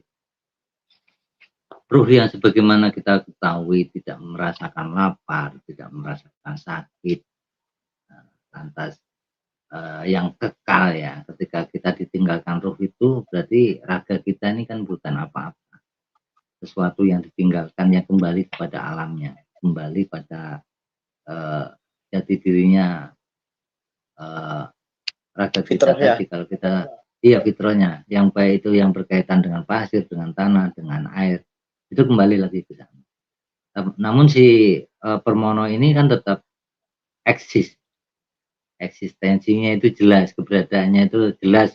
Bagaimana kita mau merasakan itu? Jawabannya kan nanti kan agak mengerikan tuh. Yo kita merasakan mati dulu, kan nggak mungkin tuh. Kalau kita harus merasakan mati dulu, lantas kita bisa memaknai Permono itu tadi dengan sesungguhnya. Jadi konteks Permono ini kan selalu menjadi perdebatan atau menjadi kajian. Bagaimana jawabannya juga orang-orang yang lebih cerdas, orang-orang yang lebih pintar ini masih bingung. Jadi kalau saya mau menyimpulkan bahwa Permono ini adalah A, terus tinggalnya di satu tempat B misalnya, di raga kita setelah begitu tinggalnya di mana, kan terlalu naif karena orang-orang yang intelektual yang secara akademisi, secara keilmuan itu jelas memiliki data-data yang lebih konkret saja belum berani menyimpulkan itu. Tapi saya di sini bisa mendapat kesimpulan bahwa kita sebut saja dengan Permono. Jadi kata ruh itu kan jadinya ya enggak terkesan kita plagiat ya, mengklaim. Terus kita karena bicara budaya ya Permono tadi. Permono, terima kasih kamu sudah hadir malam hari ini. Itu untuk kesimpulannya Permono ya Mas. Jadi saya nggak bisa menyimpulkan ya cuman itu tadi. Yang tak simpulkan Permono, terima kasih kamu telah hadir malam hari ini. Gitu. Dengan pertanyaan lain nanti. Mas kok laba-laba sing beracun sing gede banget sih tantula. Karantula itu. Karantula.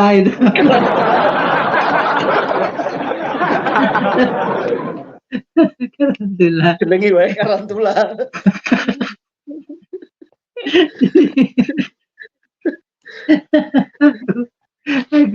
aku harus membela diri angil ya nek wis ngene iki.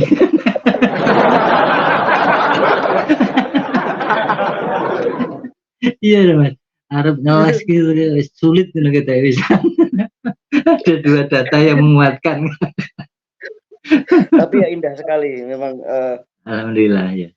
Seneng ya, aku seneng juga dapat ilmu baru dari Mas Koko juga itu yang tadi tentang serat-serat Dewa Ruci, serat Asmarondono. Sebenarnya leluhur kita itu sudah itu ya Mas ya, menempatkan sastranya itu untuk kita itu ditinggalkan juga sebenarnya udah ada itu, udah ada pembahasan itu dan detail banget itu. Dan detail sekali sampai bahasa dan hampir sama dengan apa yang dijabarkan di Al-Qur'an juga. Hampir sama, hanya saja beda bahasa. Mungkin bahasa yang lebih tepat ini bahasa yang lebih gampang kita pahami, kita maknai dan kita masukkan di dalam rasa tadi, Mas. Kalau menurut saya. Ya, betul. Karena letak geografisnya berbeda, Pak. Kayak Mbah Kodok ya. dulu bilang kan. Ya, letak geografisnya berbeda. Maka bahasanya berbeda. Tapi ya ini benar. agak Monggo, Pak. Agak menarik kalau kita tingkatkan lagi yang sebutan tadi. Kalau kita bisa menyatukan dari berbagai unsur tadi, baik itu rasa, baik itu dengan kaitannya dengan raga kita, dengan Permono kita ini akan lebih lebih setingkat daripada para dewa itu sendiri. Nah ini kan menarik tuh Mas. Terus kita kait-kaitkan, kita cocok logikakan dengan keberadaan SP yang sampai hari ini masih menjadi bahasan yang menarik ya. Bahasan yang menarik yang dimana SP itu kan digambarkan bahwa akan muncul seorang manusia setengah dewa. Apakah konteks Permono dengan raganya ini yang akan mewakili ataupun yang akan menembus kepada tanda kutip yang dimaksud SP tadi? Ini pertanyaan yang agak menarik tapi rada-rada sulit dijabarkan ini Mas, karena kan kita menggunakan cocok logika kan ya. Cocok loginya itu loh, harus tepat kan, biar nanti kawan-kawan juga memahami bahwa ada sesuatu yang perlu kita sadari, yang perlu kita kaji, lantas kita mengaitkan apa sih manusia setengah dewa itu tadi. Nah, kaitannya dengan Permono. Monggo dari Masku Rio dulu atau Masku Koko? Ya, kalau dari aku, kan aku yang simpel aja. Kalau Mas Koko kan dia memang terstruktur. Ya, tadi yang Mas Putra bilang, ya beginilah kalau kita itu berdiskusi dengan ya itu orang akademisi begitu. Terstruktur. Tapi aku senang belajar dari Mas Koko. Tapi ngomong-ngomong ini kan, ini jaring-jaring yang sebelah mana? Tadi kan aku udah ditempatkan di kiri terus kanan. Melayu nih lu cerono menel. Aku bingung lewat Melayu ki lewat endi. Aku serasa jawab nek wis nanti bulan balen. Aduh tobat iki aku. Aku merasa bersalah gitu Enggak Mas Gun. Tapi ya benar Pak. Ya, Mas Putra gini, setengah dewa ya yang diramalkan kan seperti itu. Kalau aku melihat dari fenomena yang terjadi di mana-mana itu kan orang sudah lepas dari pakemnya, sudah lepas dari porosnya. Ketika manusia itu dan bumi ini diciptakan sudah sempurna, ketika planet sudah berada di orbitnya dan matahari sudah juga pas, nggak ada evolusi lagi dan manusia juga nggak ada evolusi lagi sebenarnya.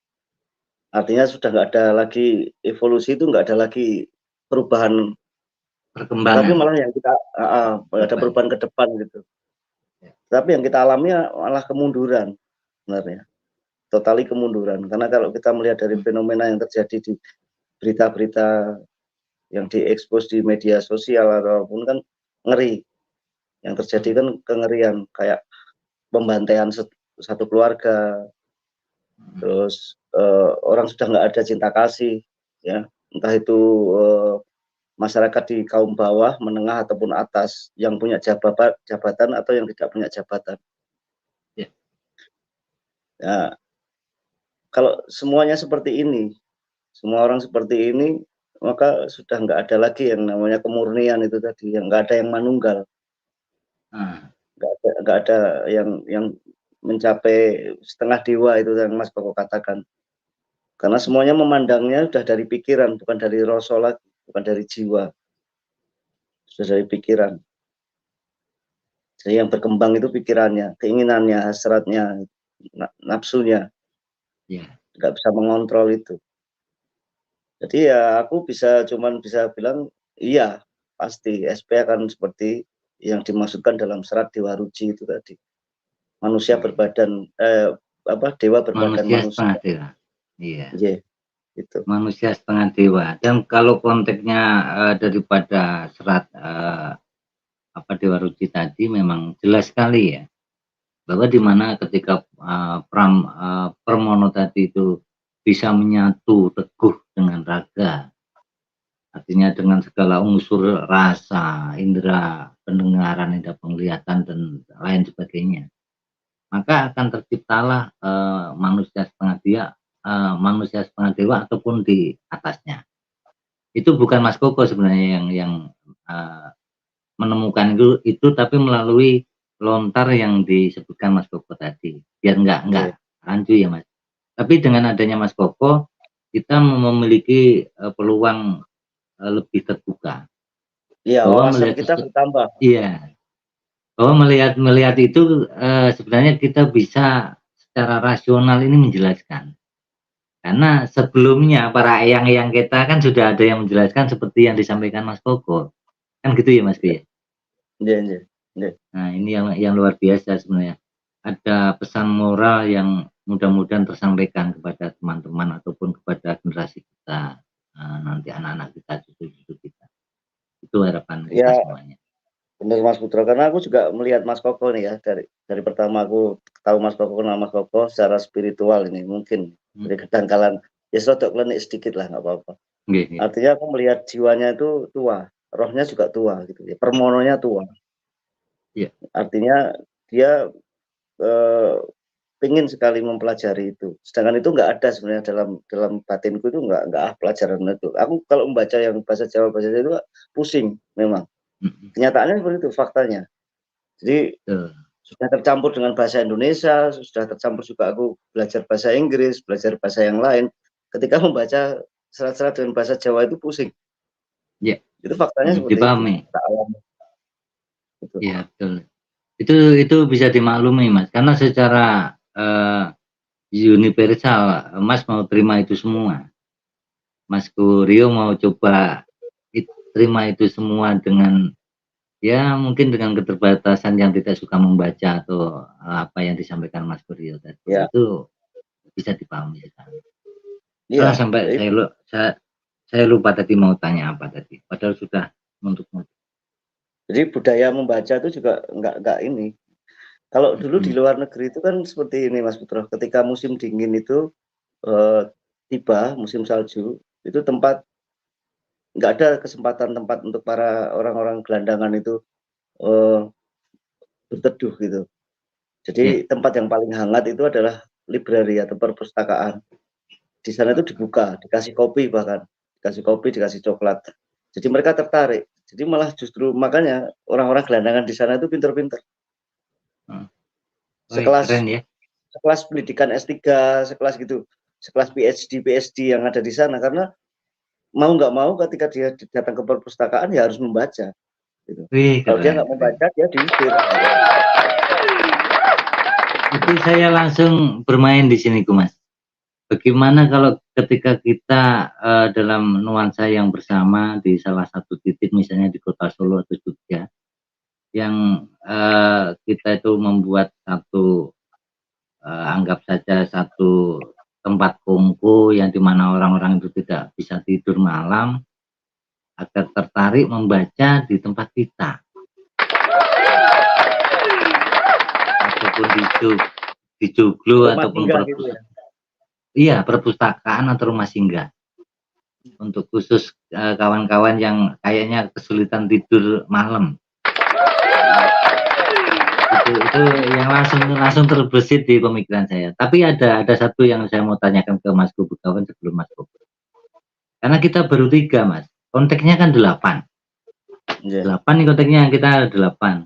Nah ini kan yang 5-nya ini kemana kita harus mencari ini? Yang 5-nya.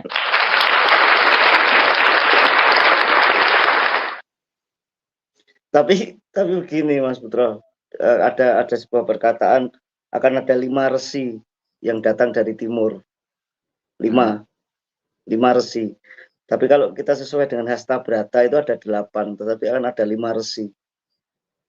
5 resi yang akan datang. Nah, itu pertanyaannya. Kan kita ini baru 3, kita nggak usah menjadi yang resi ataupun yang menjadi 8. Ya. Kita hanya menggenapi sebagai sarana prasarana lah. Wih, keren. Sudah masuk pada jebakan Batman ini, Mas. Kalau Ayo. Itu salah. Itu salah. Tadi kita memang bukan dari itu, tapi kita tumbal yang akan ke situ.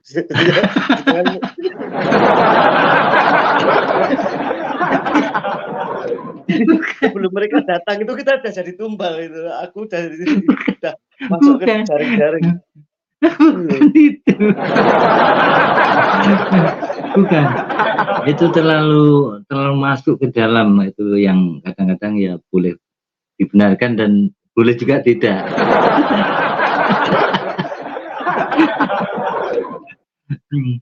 Keren sekali memang. Obrolan warung kopi itu kan ada bahasa apa ya, intermezzonya, ada lawaannya gitu kan. Kita kan ya juga Iya, kering dari tadi mikirin itu terus kan ya, wah iya sekali-kali betul. lah nggak apa dengan bahasa ekstrim tumbal gitu, wes nggak apa-apa, wes Iya, iya, jebak apalagi iya. kan gitu. Itu betul itu dan kayaknya sehat memang harus seperti itu. Kalau kita bicaranya Iya. terlalu fokus, kayak kemarin itu ada yang menyerah di tengah jalan.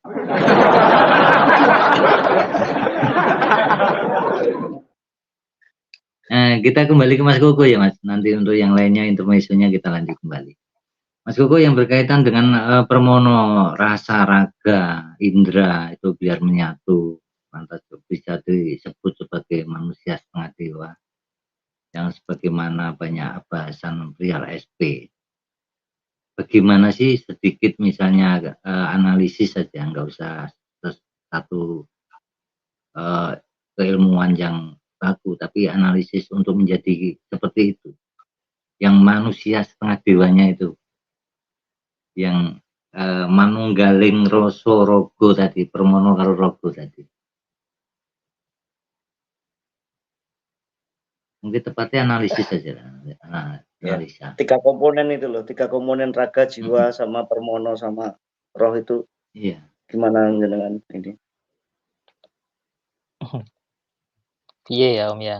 Nek kalau soal itu kan aku sebenarnya kalau soal SP atau apa kan aku nggak punya cukup data ya soal itu. Nggak begitu banyak bisa Ini komentar. kan hanya sebutan kebetulan sama kaitannya manusia setengah dewa tadi.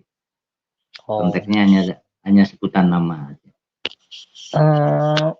menurutku sih, kalau menurutku itu gini, gambarannya dari yang dulu itu, jadi sebetulnya eh, ketika ngomongin kehidupan ini ya, menurutku keberadaan manusia itu sendiri itu adalah keajaiban. Jadi ketika kita ngomongin secara global nggih, kehidupan itu kan semesta. Nah, semesta itu kan nggak hanya manusia, banyak Betul. banyak banyak unsur di dalamnya, dari planet-planet, gunung-gunung, hewan, tumbuhan, dan sebagainya. Nah, eee, kehadiran manusia itu mungkin menjadi salah satu jawaban atas doa mereka. Nah, jadi doa mereka untuk didatangkan keajaiban ke semesta ini, maka Tuhan menciptakan manusia. Itu kalau menurut hasil analisa kula nggih. Jadi salah besar ketika ada narasi bahwa manusia itu diciptakan itu untuk merusak atau keberadaan manusia itu justru akan merusak semesta dan sebagainya atau merusak bumi. Menurut saya itu narasi yang kurang tepat Berlebihan. gitu loh. Karena kurang tepat bahkan gitu loh. Enggak berlebihan tapi justru sangat kurang tepat. Karena katanya konon ada cerita bahwa ada sekelompok spesies yang mempertanyakan itu, "Ya Tuhan, apa kamu ciptakan manusia gitu loh, sedangkan bukankah itu nanti akan justru lebih apa ya, lebih destruktif lagi Ngeri. atau lebih merusak, ya lebih mengerikan gitu loh, kerusakan yang akan mereka berbuat gitu loh." Lalu Tuhan pun menjawab, eee, "Sesungguhnya hanya aku yang lebih tahu," gitu loh. Jadi dari situ Ya, bisa ya. kita lihat sebetulnya yang punya prediksi atau punya pemahaman kalau manusia itu merusak, itu bukan Tuhan, tapi spesies yang mempertanyakan itu tadi gitu loh. Atau mungkin di beberapa kepercayaan itu mungkin menggambarkan itu sebagai si iblis atau si siapa itu mempertanyakan itu, sedangkan Tuhan sendiri, eee malah nekat menciptakan itu gitu loh, nekat menciptakan itu dan berkata bahwa kamu tidak cukup paham gitu loh. Jadi menurut saya gitu loh, kita yang hari ini masih menjadi spesies manusia ini, harusnya kan kita mencoba untuk membuktikan kepada semesta bahwa ucapan atau sabda Tuhan itu betul gitu loh. Bahwa apa? Bahwa kita ini diciptakan itu menjadi keajaiban untuk semesta, jadi obat untuk semesta. Itulah kenapa banyak-banyak kawruh-kawruh atau kitab-kitab kuno dulu itu melihat manusia ini sesuatu yang sakral gitu loh.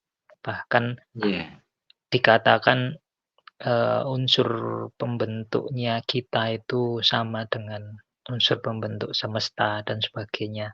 Bukankah itu sesuatu yang sangat mulia sekali gitu loh. Nah, kaitannya dengan SP atau apa itu nanti, kalau menurut saya kehadirannya dia nanti akan mengembalikan manusia kepada fitrahnya. Fitrahnya sebagai apa? Ya sebagai keajaiban bagi semesta. Ya loh. Yeah. Jadi tangan-tangan kita yang hari ini masih ngeratil itu mungkin akan terhenti gitu loh. Kita akan hadir, akan berjalan di muka bumi ini dengan penuh kasih, menyebarkan cinta dan sebagainya, memperbaiki kerusakan-kerusakan seperti layaknya manusia sejati yang digambarkan oleh para leluhur dulu. Dengan cara apa? Yaitu tadi, dengan kita menjadi sesempurnanya manusia, yaitu dengan mengompakkan antara tubuh, pikiran, jiwa, dan rasa kita jadi satu gitu loh. Jadi ini berlaku untuk semua manusia, bukan hanya 1-2 orang atau bahkan cuma bagi seorang si SP itu sendiri, enggak. Tapi dia hanya misal pun nanti ada beneran dan dia hadir, kok besar kemungkinan dia nanti hanya akan menyontohkan bagaimana untuk menjadi manusia yang sejati gitu loh. Sehingga manusia-manusia yang lain itu juga nanti akan kembali ke fitrahnya tadi. Menurut saya kok gitu sih, Om. Iya, keren.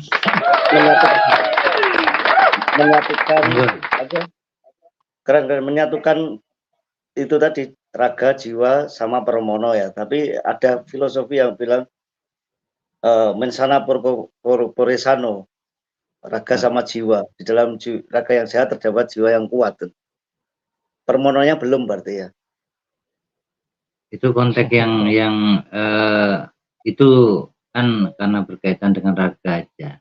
Jadi permono yang dimaksud Masku Koko memang tidak dilibatkan, itu bisa kita bantah, Mas. Dalam pandangan kita tapi ya. Ya, bisa kita lengkapi ya, Pak. Iya, belum lengkap. Betul. Selain kita bisa melengkapi, itu bisa kita bantah karena berkaitan hanya dengan satu sisi kan, dengan satu objek. Wih, ini keren sekali, Mas. Sekarang sampai kepada titik closing, Mas, biar kita nggak jenuh, nanti kita bisa lakukan obrolan atau mungkin lebih tepatnya lebih sore deh, biar ada pemirsa yang bisa interaksi ya. Karena kita memang jam-jam tuyul baru nongol kan kita.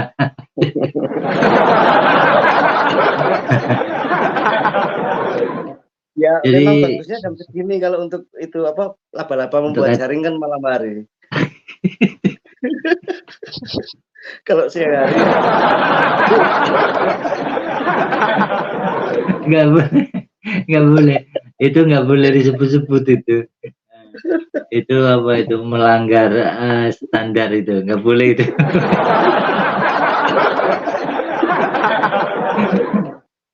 Monggo untuk closing berkaitan dengan apa yang kita obrolkan dari awal yang berkaitan dengan berkaitan dengan sakral, kesakralan, nilai-nilai sakral, dengan berkaitan apa itu yang kita bahas sampai tingkatan kepada ruh, permono, hingga kaitannya dengan rasa, dengan indera, biar menjadi manusia setengah dewa. Mungkin dari Masku Begawan atau Masku Koko untuk closing ya. Setelah itu kita tutup. Kesimpulan masing-masing. Monggo dari Masku Begawan atau Masku Koko. Ya, Mas Koko. Monggo. Jangan dulu Mas. Yang sepuh Oh, dulu. jadi jadi kalau closing kesakralan itu ya sudah saatnya kita itu menjaga kesakralan ya tubuh kita, ya orang lain, ya bangsa kita, yang paling penting kan itu. Karena ketika bangsa itu hilang berarti kita juga hilang. Kesakralannya harus dijaga. Sedangkan bangsa ini berdiri dari kesepakatan bersama. Bangsa ini ada dari kesepakatan bersama, dari leluhur yang banyak sebenarnya, petua-petua leluhur, serta serat-serat yang tadi yang sebenarnya aku nggak tahu, kok sekarang malah jadi tahu dari Mas Koko. Dan waktunya kita belajar membuka kembali hal-hal positif yang dulu pernah diwedarkan oleh leluhur. Paling nggak ya referensi ya, walaupun zamannya sekarang modern, tapi kita nggak boleh melupakan itu tadi yang seperti dibilang Bapak proklamasi kita, jangan lupakan sejarah. Itu sebenarnya sejarah yang mana? Apakah hanya sejarah kemerdekaan atau sejarah masa lampau? Ya, gitu Mas kayaknya. keren sekali. Mudah-mudahan apa yang menjadi obrolan kita malam hari ini bisa lebih dipahami dalam konteks tidak harus dibenarkan ya Mas. Kita tidak mencari validasi itu dibenarkan, tapi ini hanya sebatas obrolan warung kopi yang dimana kita bisa memiliki versi masing-masing atau analisis masing-masing. Monggo untuk Mas Koko untuk closing statement. Apa ya? Spiritualitas itu kalau bagi saya itu merupakan upaya kita sebagai manusia untuk bisa mensakralkan kehidupan ini gitu loh. Jadi spiritualitas itu adalah sikap yang kita pelajari, kita bangun agar kita lebih beradab terhadap terhadap kehidupan ini sendiri. Nggak hanya manusianya, melainkan seluruh ciptaan yang ada di semesta ini. Mungkin seperti itu sih. Oke, keren sekali Mas.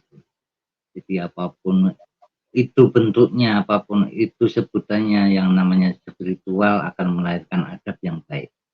Itu kalau sekilas saya menangkapnya. Saya coba closing dan nanti kita turun bareng-bareng ya, Mas. Untuk teman-temanku nanti ketika menyimak atau menyaksikan dokumentasi daripada yang kami bertiga buat, ini hanya sebatas hiburan, narasi yang dimana obrolan warung kopi yang biasa dilakukan secara umum, baik itu anak muda ataupun orang-orang yang mungkin usianya yang sudah tanda kutip sudah dewasa atau tua. Mohon ini dimaklumi dan kiranya tidak dijadikan satu pembenaran. Namun mari untuk bahasan atau obrolan bahwa hidup ini, bahwa spiritual kesakralan yang dimaksud itu ternyata bisa dipelajari secara rasional, secara ilmiah, dan ada sumbernya. Salah satu contoh yang disebutkan oleh Mas Koko tadi, jauh hari abad-abad berapa saya tidak bisa secara detail menjabarkan atau menjelaskan di sini, tapi ada sesuatu yang disebut permono, yaitu kalau kita sejajarkan bahwa itu sebutan ruh atau nyawa, permono itu arahnya memang seperti itu, dan itu ada sumbernya. Artinya segala spiritual yang ada di Nusantara, di budaya kita orang Jawa, sudah pasti bisa kita logikan, bisa kita bicarakan dengan logika. Demikian, terima kasih untuk Masku Begawan, Masku Koko, kita tetap dalam satu kesatuan nih Mas, satu kesatuan, baik itu nanti pra maupun pasca pemilu, bahwa kita sepakat bahwa kedepannya kita tetap menjadi saudara, sekalipun kita mungkin berbeda pilihan ataupun berbeda yang kita dukung. Terima kasih Masku, rahayu nggih. Salam sehat, santun nggih. Terus kita akhiri. Terima kasih. Assalamualaikum warahmatullahi wabarakatuh, Mas. Waalaikumsalam warahmatullahi wabarakatuh.